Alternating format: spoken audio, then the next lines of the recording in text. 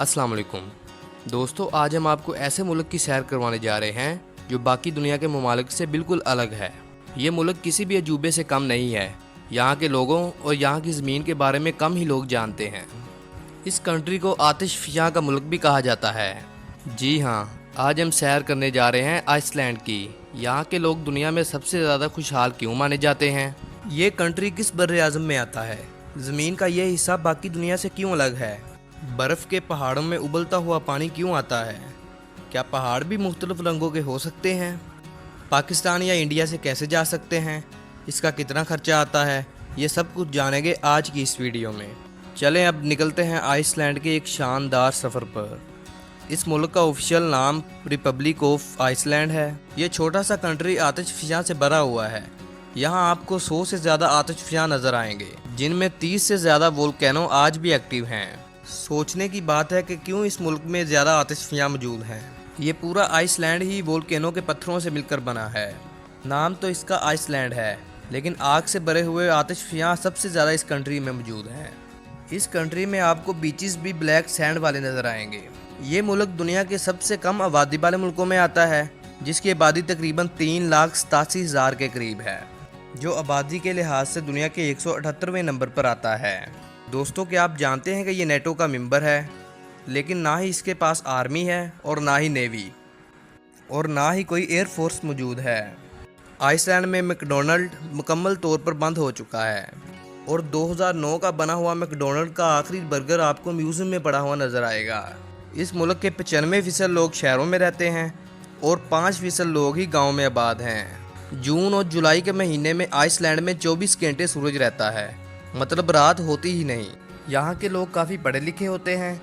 एक रिपोर्ट के मुताबिक आइसलैंड का हर 10 में से एक शख्स किताब लिखता है। इसके अलावा आइसलैंड के लोग बहुत ज़्यादा मेहनती भी होते हैं। यहाँ के लोग एक हफ्ते में तकरीबन 45 घंटे काम करते हैं, काम को अपना मज़हब मानते हैं और इसी वजह से ये कंट्री खुशहाल ज़िंदगी गुजारता है। ये मुल्क छोटा सा है, लेकिन हमें इस मुल्क से बहुत कुछ सीखने की ज़रूरत है। आइसलैंड का कैपिटल रेकजाविक सिटी है। ये इस मुल्क का सबसे बड़ा शहर भी है और इस मुल्क का सकाफती और तजारती मरकज़ भी है। इस शहर की बुनियाद 9वीं सदी ईस्वी में रखी गई थी। कहा जाता है कि 874 में नॉर्वे के वाइकिंग्स ने यहाँ पर आबादकारी का आगाज़ किया। ये शहर तजारती लिहाज से भी बहुत अहम है।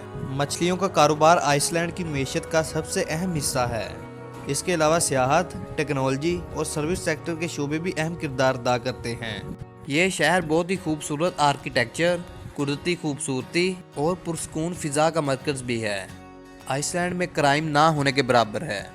इसका अंदाज़ा आप यहाँ से भी लगा सकते हैं कि पिछले कई सालों से अब तक पुलिस ने सिर्फ एक शख्स का इनकाउंटर किया है। इस कंट्री में क्राइम की रेशो तकरीबन 0% है। इसी वजह से आइसलैंड का शुमार दुनिया के महफूज तरीन मुल्कों में किया जाता है। दोस्तों, आपको यहाँ इनकी एक हैरानकुन बात बताता चलूँ कि ये लोग तो बहुत पढ़े लिखे हैं, लेकिन इनका मानना है कि आइसलैंड के कुछ इलाकों में एलिस भी रहते हैं, मतलब जो अजीब शक्लों के और छोटे कद के होते हैं और इनके पास जादू की ताकत होती है। अगर इन इलाकों में जाया जाए तो ये आपका काम तमाम भी कर देते हैं। यहाँ तक कि इससे रिलेटेड पुलिस में शिकायत का डिपार्टमेंट भी बनाया गया है।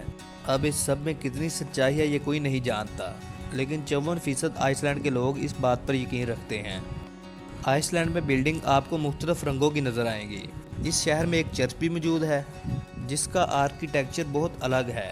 शायद आज से पहले आपने ऐसा चर्च कभी नहीं देखा होगा। आइसलैंड में जो वोल्केनो बंद हो चुके हैं, इनको देखने के लिए भी टूरिस्ट बहुत ज़्यादा जाते हैं। रेकजाविक सिटी की गलियां और दुकानें बहुत ही हिस्टोरिकल मंजर पेश करती हैं। इस मुल्क में इस्तेमाल होने वाली करेंसी आइसलैंडिक क्रोने है, जो पाकिस्तानी तकरीबन 2.32 रुपये के बराबर और इंडियन 71 पैसे के बराबर है।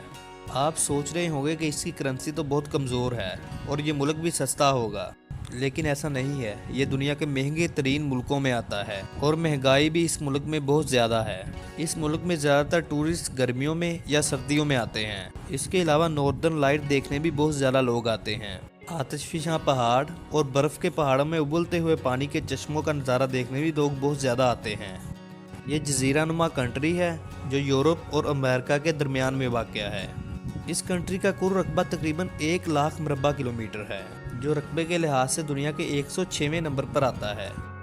आइसलैंड का दर्जा हरारत गर्मियों में 10 से 15 सेंटीग्रेड اور سردیوں میں -3 سینٹی گریڈ تک چلا جاتا ہے۔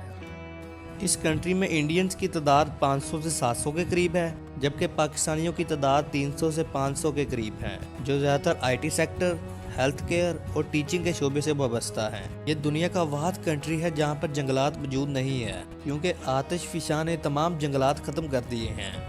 دوستو، یہ دنیا کا واحد کنٹری ہے جہاں پولیس ہفتہ اور اتوار کو بھی چھٹی کرتی ہے۔ آئس لینڈ بہت صاف ستھرا ملک ہے۔